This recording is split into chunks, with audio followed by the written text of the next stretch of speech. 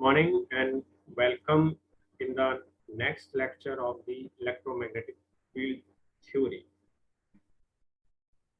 In this subject, we are studying about the electromagnetic field theory.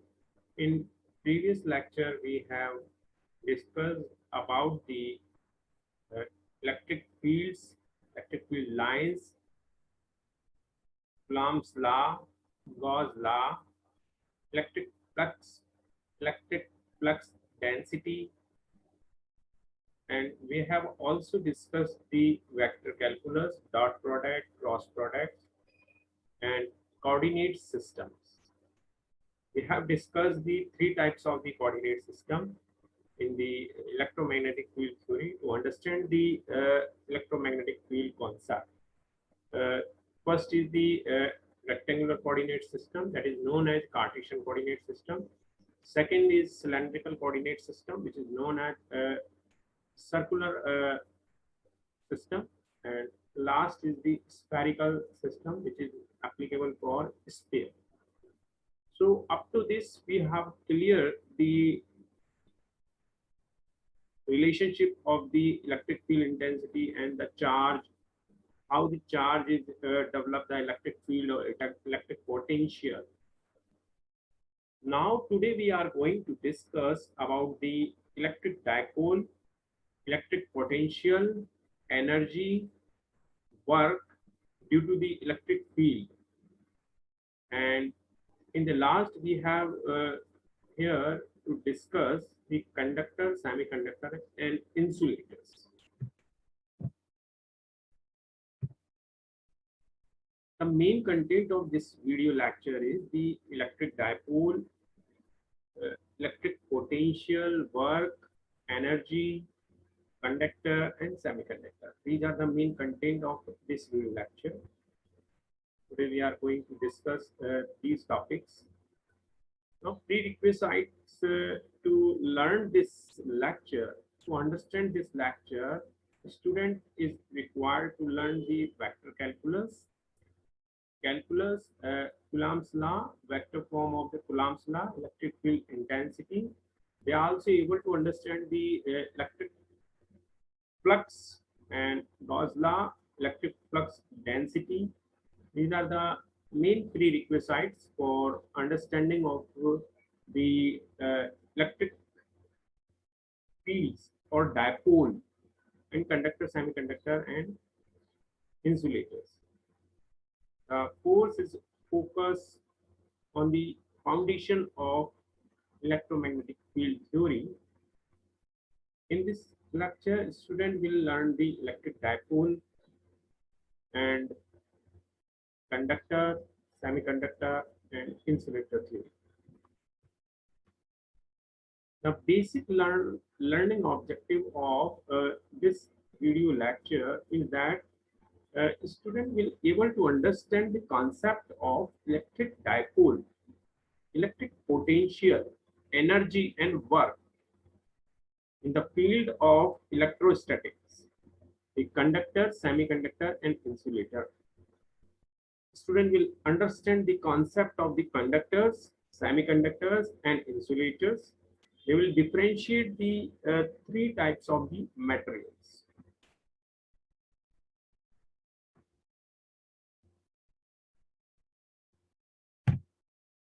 These are the textbook and other references which is used to learn the electric dipoles, conductor, semiconductor, and other field or other topics of electromagnetics. The principle of the electrostatics fourth edition by Sadhu is the very good book for beginners to understand the electrostatics theory. The main outcome of this video lecture is that the student will familiar with the electric dipole, concept of the electric potential, energy, and work in the case of electrostatics theory. They will also understand and learn the conductor, semiconductor, and insulators. they will learn the difference between the conductor, semiconductor, and insulator. They will understand the concept of these three materials.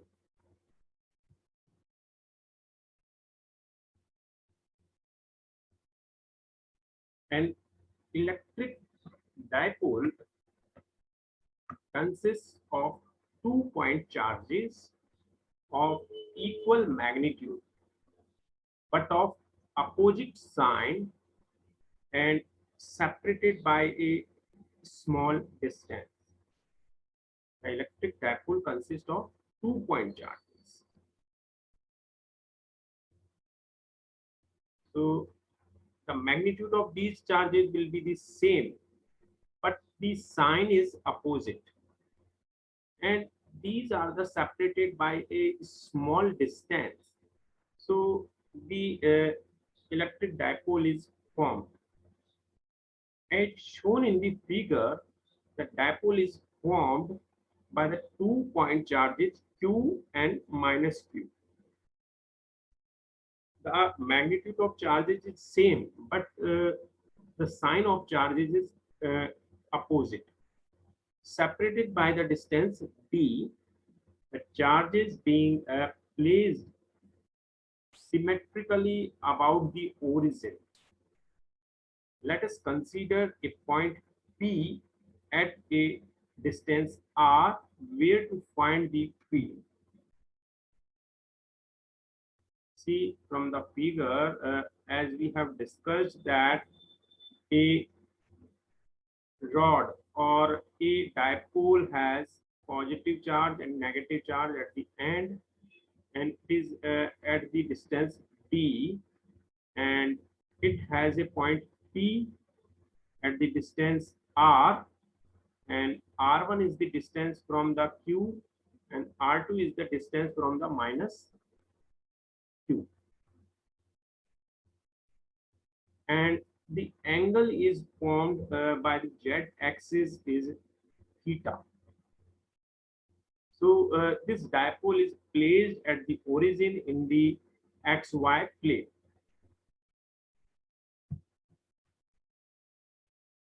Now we will calculate the potential at P point due to the dipole can be written as V is the electric potential 1 upon 4 pi epsilon naught Q upon R1 minus Q upon R2, which we have already discussed in the previous lecture about the electric potential or electric field voltage. So Q upon 4 pi epsilon naught into R2 minus R1 upon R1 R2. This is the potential at P point due to the R distance or R1 or R2 distance due to the Q and Q charges. So R2 minus R1 is equal to the 2d cos theta upon 2, or it will become d cos theta. From the trigonometry, we are able to calculate it is producing the theta angle with the z direction. So we able to calculate the point P and R2 minus R1, that is the R2 minus R1 is given by the 2 times of d cos theta upon 2. So R1 is equal to, nearly equal to the R2 is equal to R. Now we assume that R1 R2 is equal to the R. So V equal to the Q upon 4 pi epsilon d cos theta upon R square. So potential at the point P due to the dipole at r distance is written as Q upon 4 pi epsilon d cos theta R square. This is the potential. We can write further that Q d cos theta is equal to the Q d Az dot AY. The quantity P equal to the QD is called the dipole moment of electric dipole. Hence, the expression for the electric potential can now be written as V equal to the P A R upon 4 pi epsilon naught R square, where the P is the dipole moment.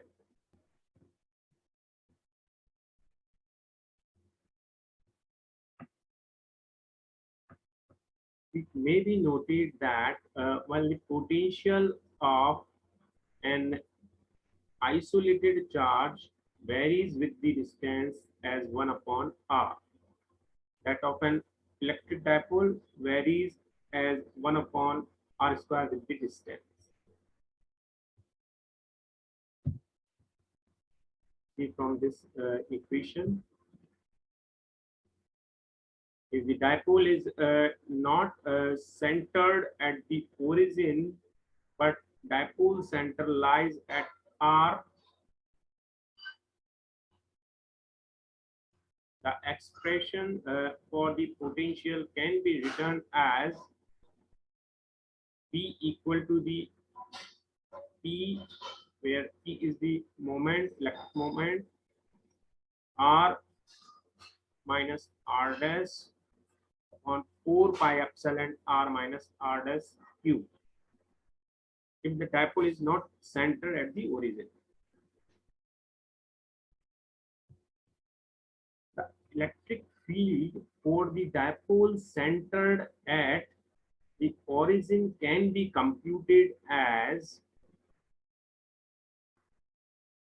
equal to the minus del V is equal to del V upon del R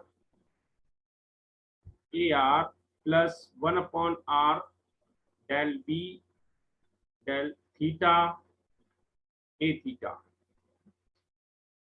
which is equal to the QD cos theta upon 2 pi epsilon naught RQ AR plus QD sin theta upon 4 pi epsilon naught RQ A theta.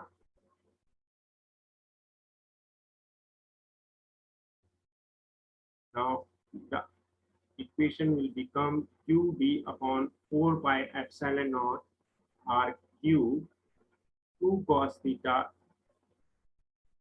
EY plus sin theta A theta. So E is equal to the P upon 4 pi epsilon naught R cube. So in the bracket 2 cos theta AY plus sin theta A theta.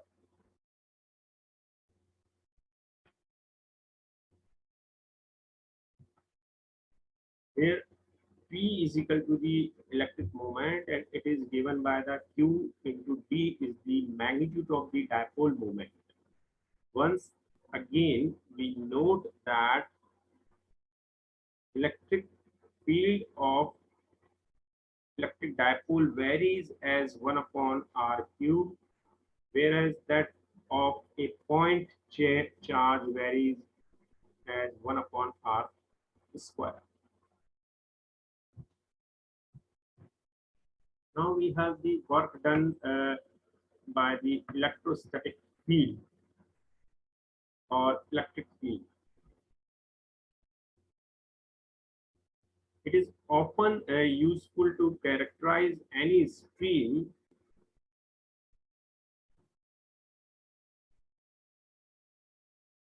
any system that can impose forces on an object by the work it does that to that object. Suppose a charge Q1 is located near another charge Q. The force acting on Q causes the work to be done by displacing Q at a distance dl. So dw is equal to the minus f dot dl,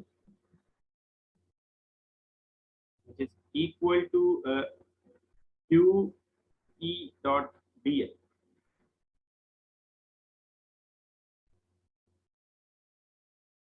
So work done is equal to the F dot dl and is equal to the, you know that F is the related with the electric field intensity and charge.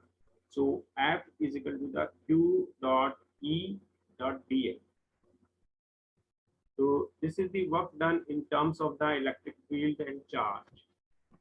The negative sign indicates that the work done by an external agent Q1, thus the total work done or the potential energy required to move Q a distance dl from A to B is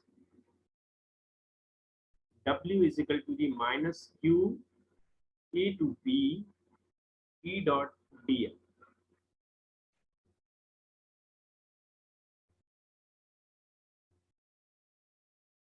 So W is equal to the minus Q, integrate from A to B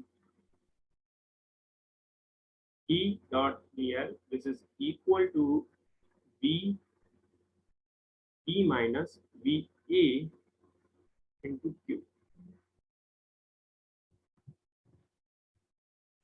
So work done and energy in the electrostatic field.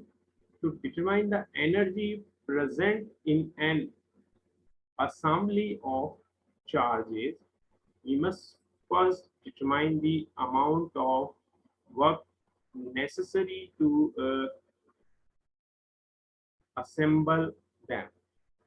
Suppose we position three charges Q1, Q2, and Q3 in an initial empty space. Initially, there is no work done to transfer the charge Q1 from infinity to our workspace because the space is the initially charged, free with no electric field in the region. However, there is a field present from the Q1 when we move Q2 into the position. The work done by transferring the Q2 into the our work space is the product of the Q2 times the potential difference between the Q1 and Q2.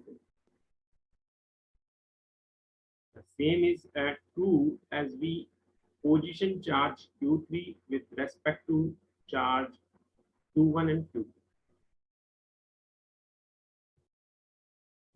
Here the work done by charges Q1, Q2, Q3. The work done is the W1 plus W2, W3. W is equal to the 0 plus Q1 V21 plus Q3 V31 plus V32. If the charge was positioned in the reverse order, then work done is total work done by charge Q1 and Q2. Q3 is equal to the W1, W2, W3 is equal to 0 plus Q2 V23 plus Q3 V12 plus V13.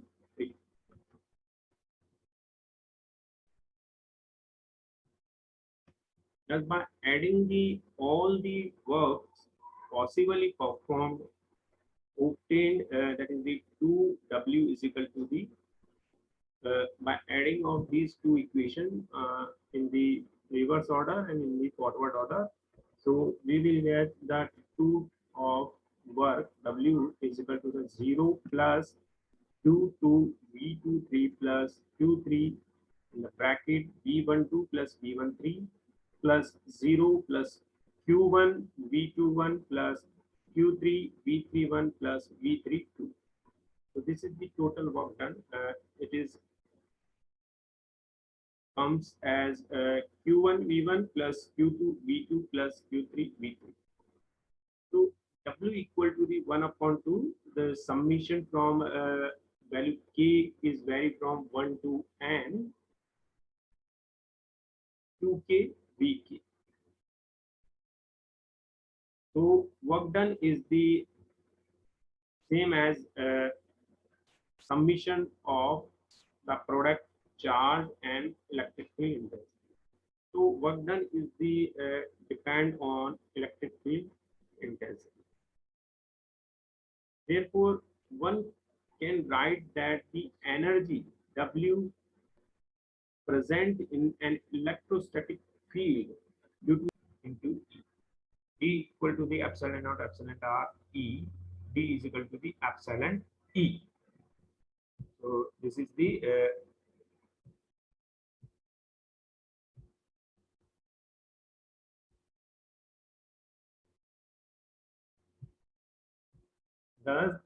dielectric constant or the relative permittivity of the material epsilon r is the ratio of the permittivity to the free space. If the electric field is too strong, then it begins to strip electrons completely from the molecules, leading to the short-term conduction of electrons within the media. This is called the dielectric breakdown. The maximum strength of the electric field that is a dielectric can tolerate priority to which breakdown occurs is called the dielectric strength. In the linear dielectrics, the permittivity epsilon does not change with the applied field E.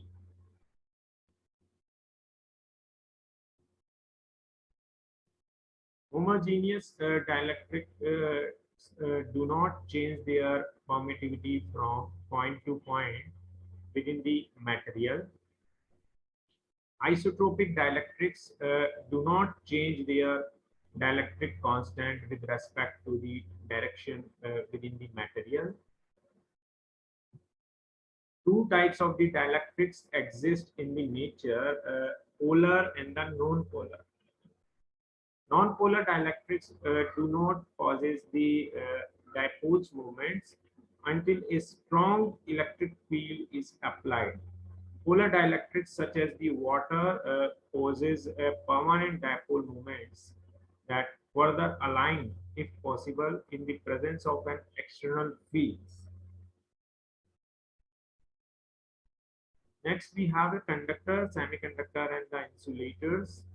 It is the convenient to associate these energy level or energy states are permissible in given atom, and an electron must therefore absorb emit discrete amount of the energy or quanta in the passing from one level to the another level. In a crystalline solid such as a metal or a diamond, atoms are packed closely together. Many more permissible energy levels are available because of the interaction forces between the adjacent atoms. It can be observed that energies which may be caused by electrons are grouped into the broad ranges or bands, each band consisting of the very numerous closely spaced discrete level.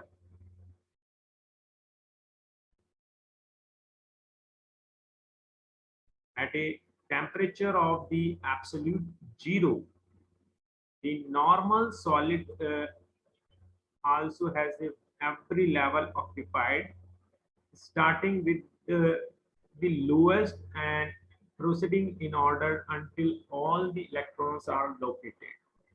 The electrons with the highest, least negative, that is energy level, the valence electrons are located in the valence band. If there are permissible higher energy level in the valence band, or if the valence band merge smoothly into a conduction band, then the additional kinetic energy may be given to the valence electrons by an external field, resulting in an electron flow. The solid is called a conductor. The filled valence band and unfilled conduction band are shown for the conduction. So, in the case of the conductors, the filled valence band and the empty conduction band. There is the no energy gap in the case of the conductors. There is an energy gap in the case of the insulator in between the filled valence band and the empty conduction band. Next, we have the semiconductor materials. In the semiconductor material, we have a small energy gap as compared to the insulator. So there is the small energy gap in between of the filled valence band and the empty conduction band. If, however, the electron with the greatest energy occupies the top level in the valence band and a gap exists between the valence band and the conduction band, then the electron cannot accept the additional energy in the small amounts and the material is an insulator. The greatest energy occupy to the top level in the valence band and a gap exists between the valence band and the conduction band. In this case, there is the energy gap between the greatest energy gap between the conduction band and the valence band. The electron cannot accept the additional energy in the small amounts and the material is an insulator. So this type of the material is known as insulators. The band structure is the indicated in the above figure. Note that if a relatively large amount of the energy can be transferred to the electron, it may be sufficiently excited to jump the gap into the next band, where the conduction occurs easily. Here the insulator breaks down. An intermediate condition occurs when only a small forbidden region separates the two bands as indicated in the figure.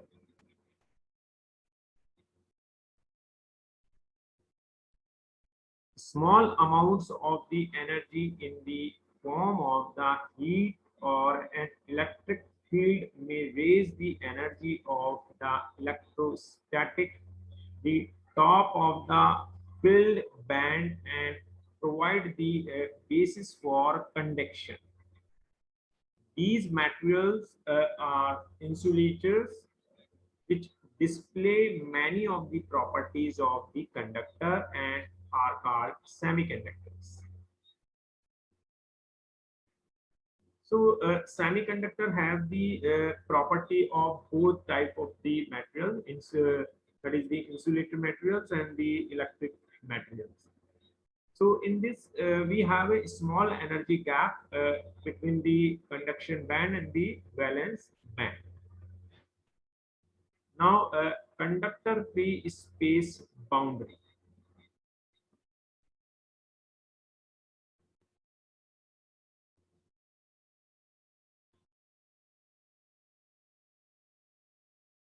When suddenly the charge distribution is unbalanced within a conducting material, there suddenly appear a number of the electrons in the interior of the conductor.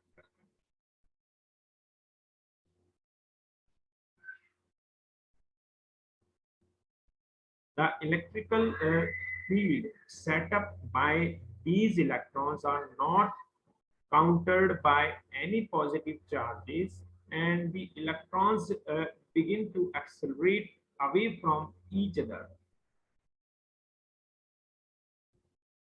This continues until the electrons reach to the surface of the conductor.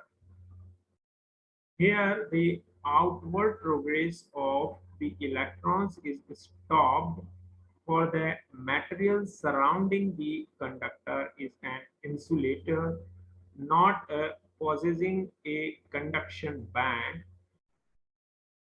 No charge will remain within the conductor. Hence, the final result within a conductor is zero charge density, and its surface charge density resides on the exterior surface.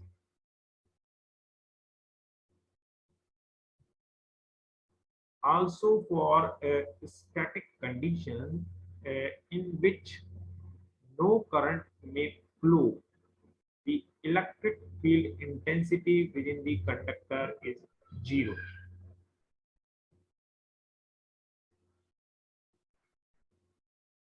So, for electrostatics, no charge and no electric field may exist at any point within a conductor. Charge may appear on the surface as surface charge density.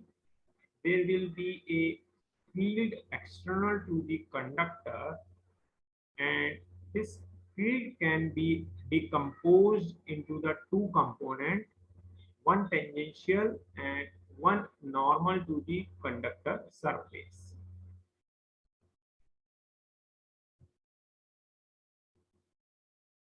This is the free space conductor.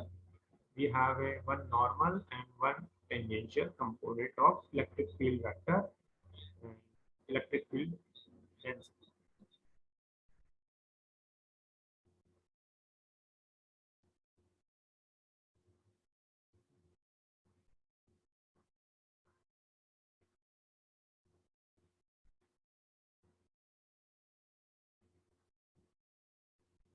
The tangential component is seen to be zero.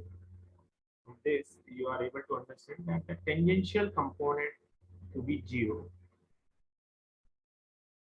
There will be a field external to the conductor, and this field can be decomposed into the two components, one tangential and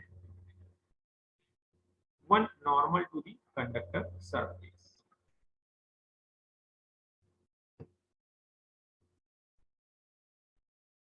The tangential component is seen to be zero. If it were not zero, a tangential force would be applied to the elements of the surface, resulting in their motion and non-static conditions. Since static conditions are assumed, the tangential electric field intensity and electrical flux density are zero.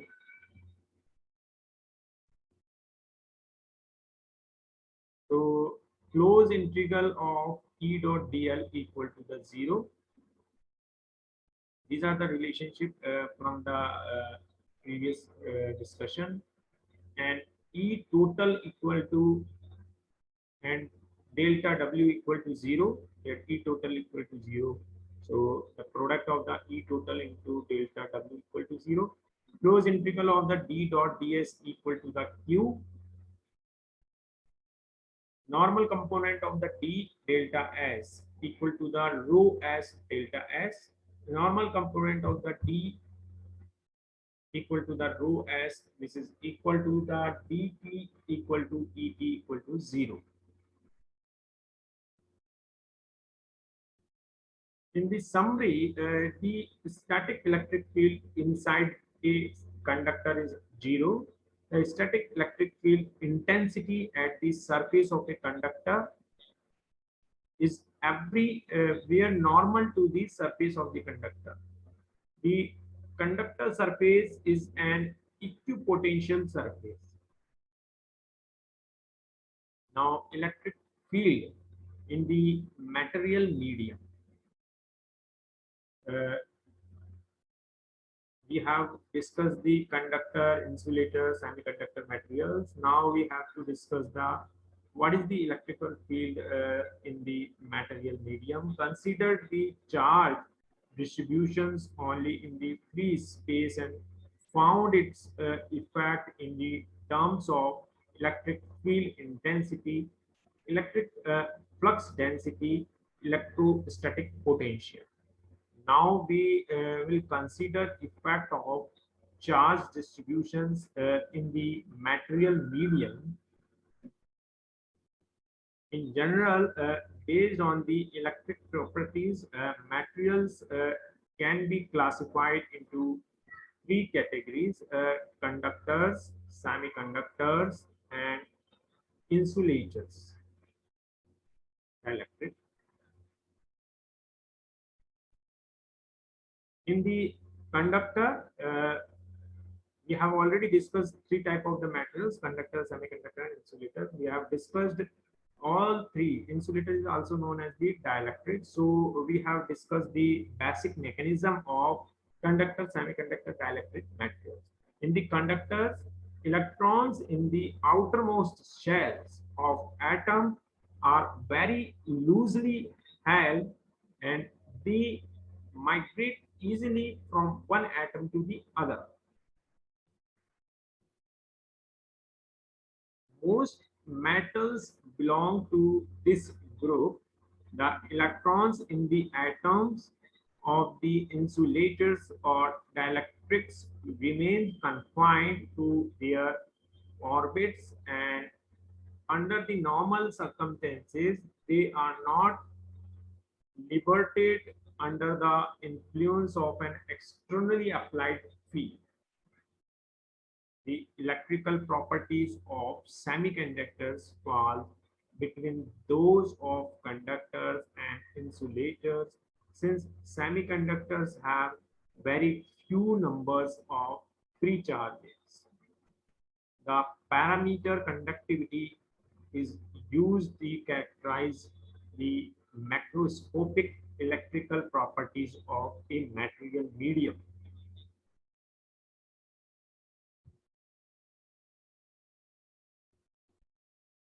Now in the next section, we have some multiple choice question on the basis of the conductor, semiconductor, insulator, dielectric materials, and electric field in the materials, and current continuity in the uh, conductors, and conductor, current, etc. First multiple choice questions. Force in a conductor is dash to product of the charges: A, directly proportional; B, inversely proportional; C, not related; D, cannot be determined. The force in a current carrying conductor is directly proportional to the product of two charges and inversely proportional to the square of the distance between them. Second multiple choice questions. Force in a conductor is to the square of the distance between the charges. A, directly proportional; B, inversely proportional; C, not related; D, cannot be determined. The force in a current carrying conductor is directly proportional to the product of the two charges and inversely proportional to the square of distance between them. Calculate the force between the two charges having the magnitude 3 nanocoulombs and 2 nanocoulombs separated by the distance of the 2 micrometers. A 13.5 Newton, B 13.5 kilonewton, 1.35 Newton, D 1.35 kilonewton.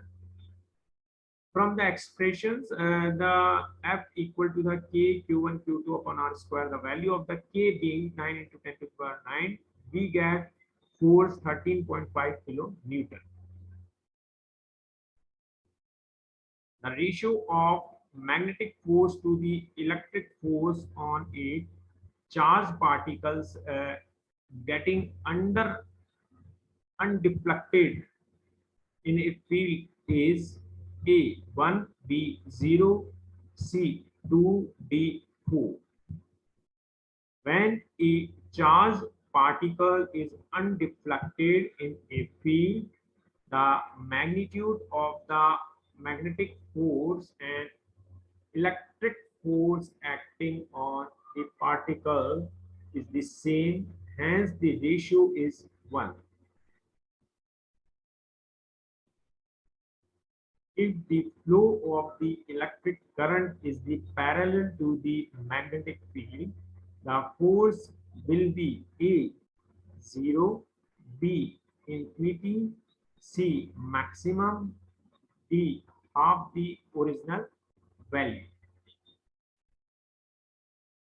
Explanation: the force is a cross product.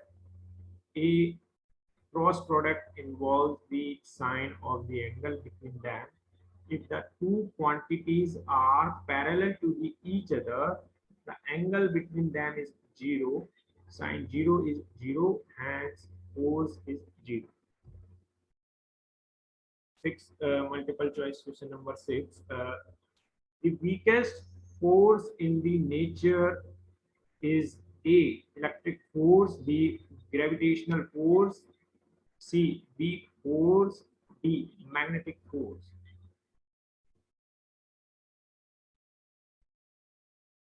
Gravitational force is the weakest force in the nature as it does not bind anything strongly with its help.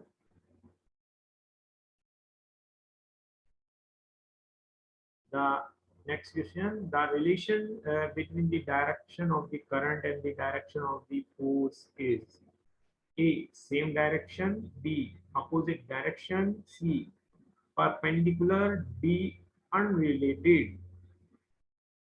When a conductor carries a certain value of the current, the force developed in the conductor, the current in the conductor, and the magnetic field in the conductor are mutually perpendicular to each other. By increasing the temperature, the resistance of a conductor A increases, B decreases, C remains constant, D initially increases then decreases. 9. The right hand rule for determining the direction of the induced EMF was introduced by A. Faraday law, Lenz law, Fleming, and Maxwell equations.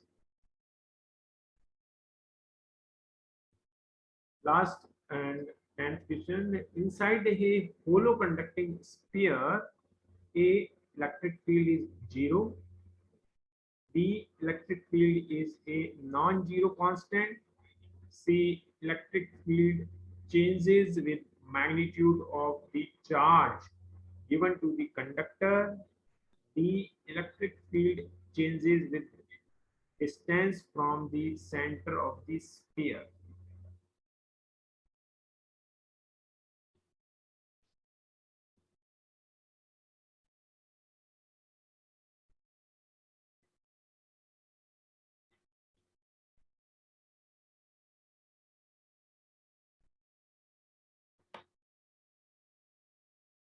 So the conclusion of today's lecture that after watching this video, student will understand the concept of the current, current density. They will also learn the conductors and the conventional and conduction type current in the conductors. They will also learn about the continuity of currents in the conductor. A part of this, student will understand the concept of the conductors, insulators, that is known as dielectrics, and semiconductor type of materials. They will understand the energy gap relationship between the three type of the materials such like conductor, insulators, and semiconductor. The student will also understand the electric field in the conducting materials or different materials. So in the coming lecture, next lecture, we will find the electric field in the conductor, insulators, that is known as dielectric, and semiconductor materials.